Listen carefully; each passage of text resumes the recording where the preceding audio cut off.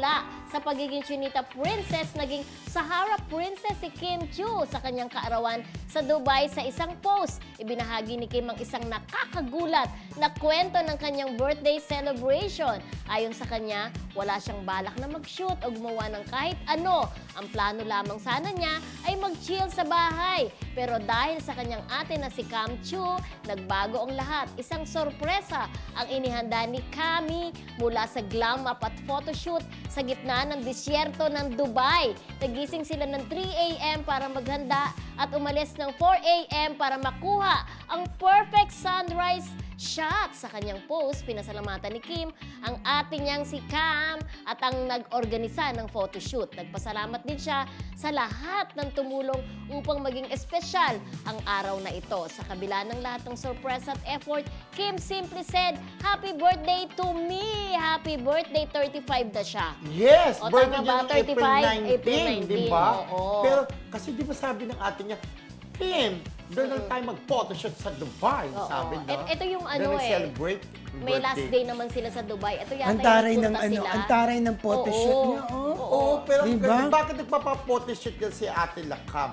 Para meron silang ganyan remembrance? Para sa may glamping niya? Hindi, Para- birthday. Hindi, Birthday ibig kasi sabihin niya. nga, ibig sabihin, para sa nila, parang lugar na mag-celebrate sa Pinas, halimbawa, para with Hindi. Paolo. Hindi. Paano ba yan? Kasi birthday kasi ni Kim. Di Gusto ba niya yung- magkaroon Oh. ng Ibig- ng magandang yun nga. ano. Ang ibig kong sabihin, alam ko naman ng birthday, April 19. Unforgettable pictorial. Oo, Kasi di ba kung pag bakit- birthday natin, meron Oo. tayong gusto Sabi ko gawin. nga, Ayan ang bardado. Hindi, ang Oo. tanong ko, bakit yun nga ang naisip nila Kap? Kasi nandun na sila sa Dubai. Para maging kakaiba rin, di ba? Di ba nandun sila sa Dubai, dun sa parang ano, Yung mismong sa birthday. black screening o premiere ng Ah. pelikulang My Love Will Make You Disappear. So, gusto nilang maging pasabog. Para kakaiba, Yung di ba? parang music Kaya yung video or tinatanong video kasi, pictorial. Pwede, umuwi na tayo sa Pinas para makapiling ng mga kaibigan mo rin doon. At ang daming Well, ano kaya ha. gusto nila Ang daming kakaiba. set ha. Paiba-iba ang Ay, ano Camel niya. yan, may Siyempre, Camel. oo. Parang Pinaghandaan maging talaga. unforgettable talaga yung Oo. kanyang birthday. Inilabas niya ito nung kanyang birthday eh.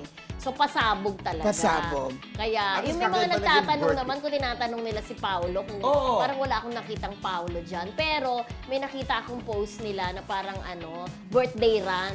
Parang nag-jogging sila, may hawak si Kim na cake.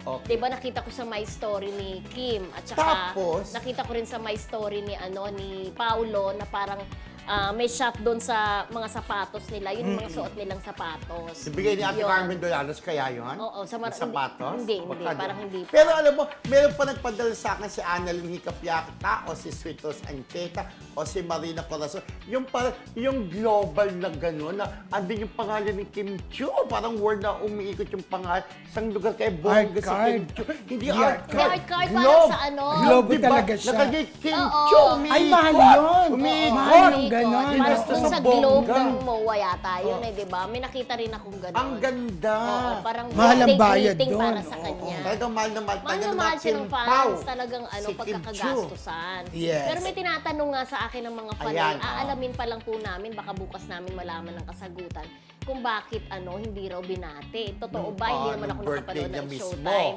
Kasi parang may issue yata, di ba? Parang kay Vice, medyo nagtatampo ba siya kay Kim or something. Bakit ka Ganon. magkakatampuan, di ba? Oh, mamaya ikikwento ko Makakwento sa'yo. natin yung Pero istorya. kailangan munang mabuo ko yung kwento bago Kung ko ano ikwento man sa'yo yan, di kung ba? ano man Pero yun. nakakalungkot, sana okay. Sa bagay, ang isang friendship naman, talagang Oo. dumarating yung time na may tampuan.